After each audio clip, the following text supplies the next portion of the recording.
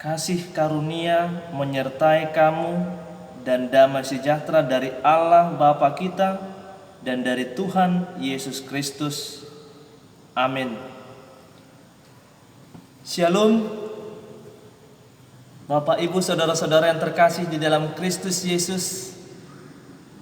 Firman Tuhan pada minggu hari ini, Minggu Pentakosta yang pertama, hari turunnya Roh Kudus, didasarkan pada kitab Nabi Yesaya pasal 63 ayatnya yang 11 sampai ke 14.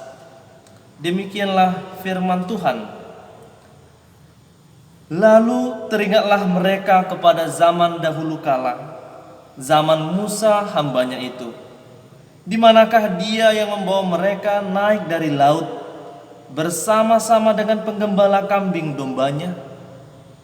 Di manakah dia yang menaruh Roh Kudusnya dalam hati mereka, yang dengan tangannya yang agung menyertai Musa di sebelah kanan, yang membelah air di depan mereka untuk membuat nama abadi baginya, yang menuntun mereka melintasi samudra raya seperti kuda melintasi padang gurun. Mereka tidak pernah tersandung seperti ternak yang turun ke dalam lembah.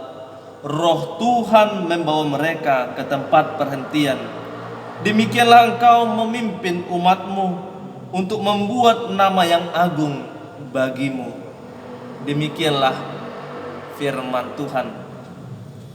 Saudara-saudara yang terkasih di dalam Kristus Yesus, seandainya ada pertanyaan kepada kita, seandainya ada sebuah perintah kepada kita,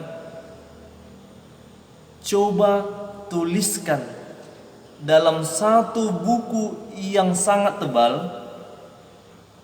Tuliskan berkat-berkat yang kau terima dari Allah, mulai dari engkau dibaptis hingga sampai sekarang.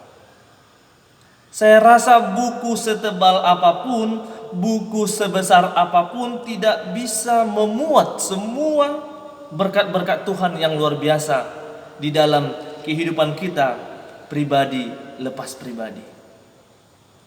Tetapi sebaliknya dalam realitas kehidupan kita, ketika tantangan, kesulitan, pergumulan menghampiri hidup kita, sering muncul pertanyaan-pertanyaan.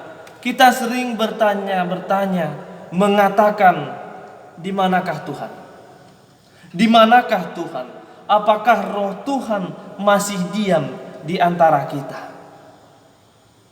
Saudara yang terkasih, di saat sulit yang kita hadapi, melihat kondisi masyarakat sekarang ini di seluruh dunia, mari kita lihat di seluruh benua.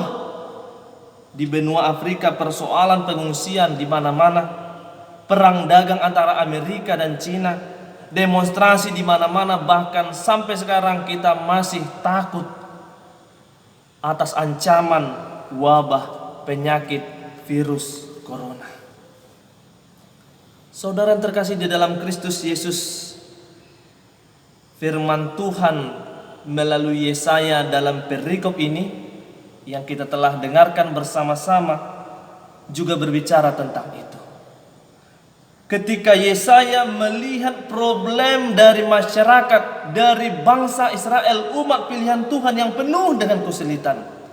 Ketika bangsa Israel dijajah, ketika bangsa Israel dibuang, serta penghancuran rumah-rumah ibadah terjadi, penderitaan yang sangat pedih, yang sangat mendalam dialami oleh umat Israel di negeri pembuangan itu. Untuk itulah Bapak Ibu Saudara terkasih, firman Tuhan datang melalui Nabi Yesaya dalam rangka penguatan. Firman Tuhan datang kepada Nabi Yesaya dalam rangka penghiburan. Firman Tuhan datang kepada bangsa Israel dalam rangka penyelamatan umat pilihannya itu. Jelas kalau kita membaca dari ayat 7 sampai 9 dijelaskan bagaimana Allah di dalam rohnya melakukan perbuatan yang ajaib, perbuatan yang masyhur. Dengan kasih setia Allah Ia menyelamatkan mereka dan menebus bangsa Israel dari tangan para musuh. Saudara yang terkasih, kalau kita menganalogikan kasih Allah seperti kasih seorang ibu, bahkan mungkin jauh melebihi kasih seorang ibu yang rela melakukan apa saja, yang rela berkorban apa saja untuk anak-anaknya.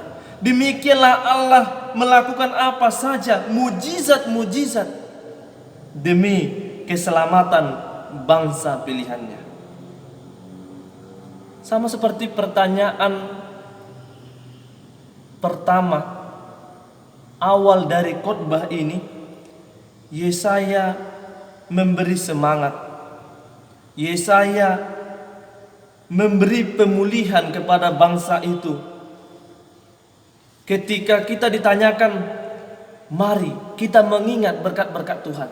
Dalam ayat 11 dan 12 dikatakan tadi, mengingatkan mereka, mengingatkan bangsa Israel bahwa mujizat dibuat oleh Allah dengan perintahnya sendiri pada nenek moyang mereka, Musa. Mungkin kita masih mengingat bagaimana perjalanan bangsa Israel keluar dari tanah Mesir ketika tentara Firaun sudah ingin meluluhlantakkan mereka, menghancurkan bangsa Israel yang ingin kabur, yang ingin lari dari pegangan, genggaman, kekuasaan Raja Firaun. Tetapi karena mujizat Allah dengan tongkat Nabi Musa, dengan tongkat Musa, dia membelah laut itu, lalu bangsa Israel lolos. Mengapa hal ini bisa terjadi, Bapak Ibu Saudara terkasih? Semua karena Roh Tuhan diam dalam komunitas bangsa Israel. Dan inilah peristiwa sejarah yang harus diingat oleh bangsa Israel. Dan ini juga momen atau sejarah yang juga harus kita ingat, bahwa Allah berada dalam sejarah. Allah berkarya dalam sejarah dan sampai saat ini.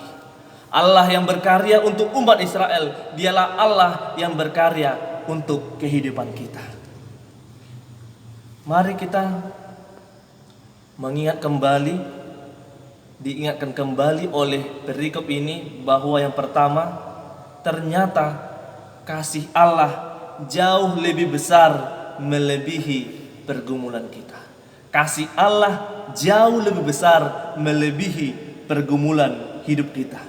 Yang kedua, kita mengingat bahwa masa lalu kita diwarnai dengan banyak mujizat kasih setia Tuhan, dan itu semua tidak mungkin kita lupakan. Ada dua hal, bahwa kasih Allah melebihi dari pergumulan kita, dan yang kedua, kita mengingat bahwa masa lalu kita diwarnai oleh banyak mujizat-mujizat Tuhan yang tidak mungkin kita lupakan. Saudara-saudara yang terkasih di dalam Kristus Yesus, pada minggu hari ini kita merayakan Minggu Pentakosta, hari ke-50, tepatnya hari turunnya Roh Kudus, dengan topik minggu Roh Allah yang menuntun.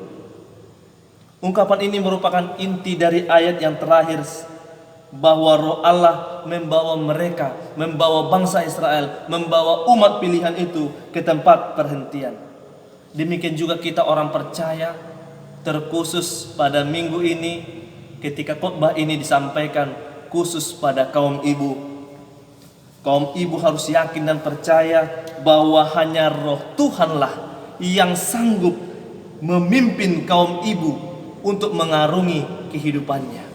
Bahwa hanya Roh Tuhanlah yang bersama-sama kaum ibu memberikan semangat kepada kaum ibu ketika mungkin banyak problem kehidupan di dalam keluarga, mengatur perekonomian dan lain sebagainya. Kita harus yakin, para ibu, orang-orang yang percaya harus yakin, Roh Allah sebagai pemimpin bukan hanya dalam kata tetapi dalam tindakan. Seperti yang dialami oleh nenek moyang bangsa Israel, dialah Allah yang akan memimpin kaum ibu dalam mengarungi kehidupannya. Roh Allah yang membuat para ibu bergerak terus dan terus membawa, memberi sesuatu yang berharga kepada kaum ibu itu sendiri.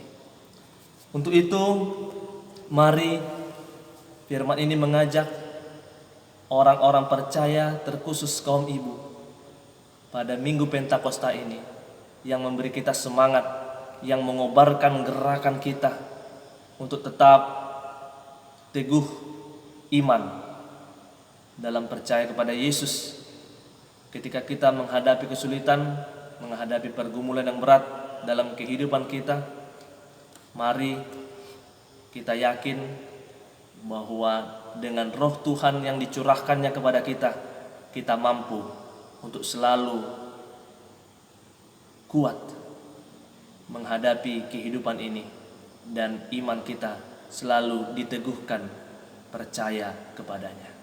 Amin. Kita berdoa.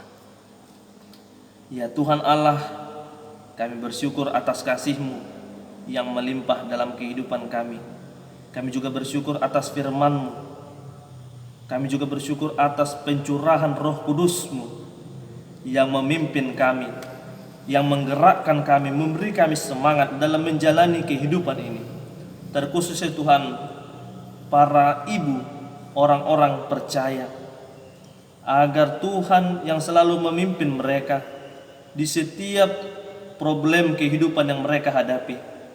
Kiranya Tuhan yang menguatkan mereka, kiranya Tuhan yang menggerakkan hati mereka untuk selalu bersemangat agar menjadi sesuatu yang berharga.